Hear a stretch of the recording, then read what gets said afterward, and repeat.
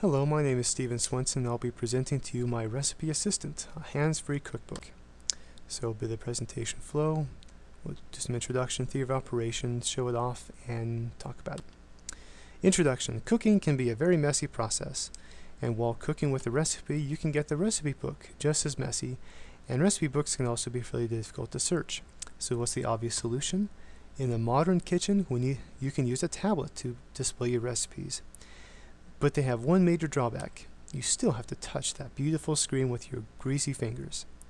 So what's the obvious solution? Let's add some voice recognition capabilities to a cookbook. So the theory of operation is that we build a basic recipe book app with the basic features you would need to display recipes, search, read, modify, and then add voice commands to implement these basic features. Now these voice commands must operate on a keyword. You want to be able to say the keyword to activate the commands, as opposed to touching the screen to activate them. In my case, I use the word cookbook.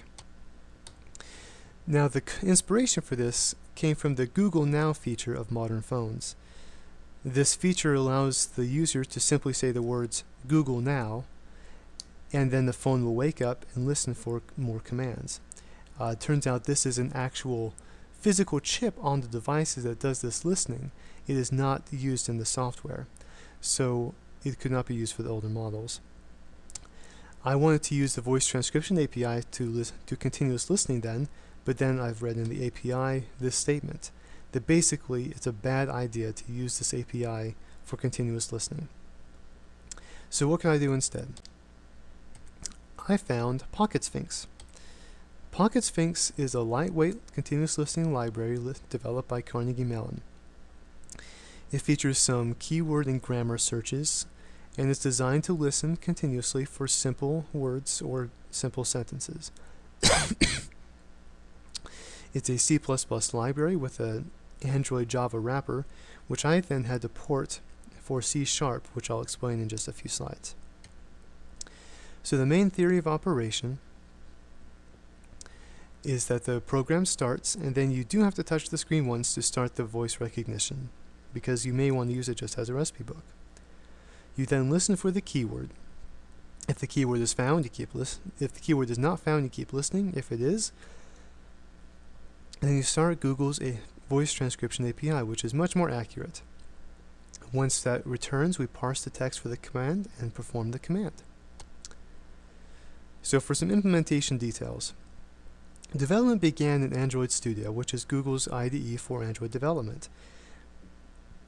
However, I found the learning curve to be a bit steep, as I've never done any mobile development before, I've never used Java before, and I've never used Android API before. However, after some hesitation to begin with, I wasn't able to start development with the GUI. Halfway through the semester, though, as I was speaking to some friends who are very active in mobile development, they highly recommended the program called Xamarin Studio, which takes the three major mobile APIs, Android, iOS, and Windows Phone, and has written a C# wrapper on top of them so that you can write your code in C# once, add some minor configuration files for the three different devices, and then develop to all three platforms at the same time. Once I started in this IDE, I found development proceeded much faster, and I was happy with the decision change. The GUI went through several iterations. Here's kind of halfway through this semester. You can see there's a search tab and a view tab. Very basic, not very pretty, with just a few recipes there to search for, and then a picture and the ingredients and then steps. After I switched to Xamarin Studios, I eventually came up with this as the final product, to show the different recipes with pictures of just a scrollable list here with 4 buttons to search, begin the voice commands, add a new recipe, and the few options that I have available, which basically include just importing and exporting recipes. Another major hurdle I ran into began with Android Windows. Android Windows are called activities, which are basically a GUI thread. When you create a new activity, it pauses the execution of the thread behind it, which is great for system resources, but awful if you have something like a voice recognition thread running in the background.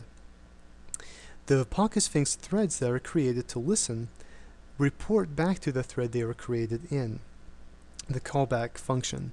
And try as I might, I was unable to find a way to pass the callback function pointers to the new activities. The only way I could get this to actively run was if everything existed within a single activity.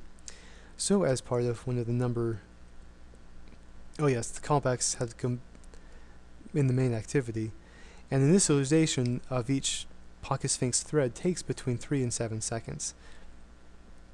So that means if you were to make a new instance for each activity, it would be 3 to 7 seconds before you could use any commands, which was unacceptable for this program. So I eventually rewrote the entire GUI again to exist entirely within a single activity. I did this by utilizing what's called the alert dialog interface, which typically looks something like this. The alert dialog is usually used for simple messages such as, are you sure you want to exit? Do you want to save? The program has crashed, or something like that. I was able to find a way to hijack this interface to insert some XML code into it to make it look something more like this, which is what the final product began looking at. And these run on this main GUI thread still, so the voice transcription API, or the Pocket Sphinx threads, can listen continuously. So here's for a little bit of a demonstration.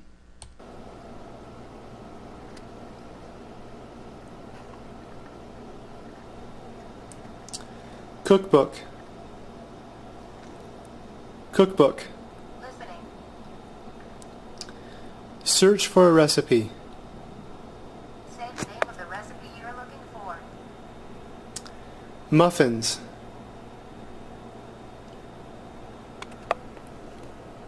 Cookbook. Listening. Open a recipe. Say the name of the recipe to load. No recipe found that matches that name. Cookbook. Listening. Open recipe. Say the name of the recipe to load. Blueberry bran muffins. Showing blueberry bran muffins. Cookbook. Listening. Read the ingredients. 1½ cups wheat bran or oat bran. 1 cup whole wheat flour. 1¼ teaspoon baking soda. 2 tablespoons ground flaxseed or more bran. 1 teaspoon ground cinnamon. 1/8 teaspoon salt. 3/4 cup milk. 1/3 cup honey. 1 ripe banana, mash. 1 large egg. 2 tablespoons olive oil. 1 teaspoon vanilla. 1 cup fresh or frozen blueberries. Cookbook. Listening. Read step 1. Heat oven to 400 degrees. In a medium bowl, combine the bran, flour, flaxseed, baking soda, cinnamon, and salt. In another medium bowl, combine the milk, honey, banana, egg, olive oil, and vanilla until smooth. Cookbook. Listening. Close the recipe. Cookbook. Listening. Add a new recipe. Cookbook. Cookbook. Cookbook. Listening. Take a picture.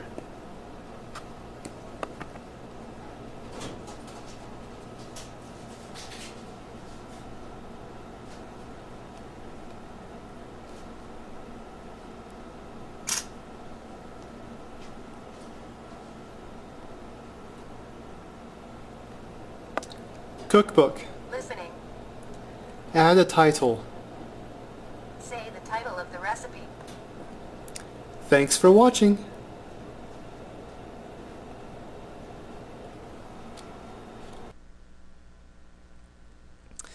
So there you have it.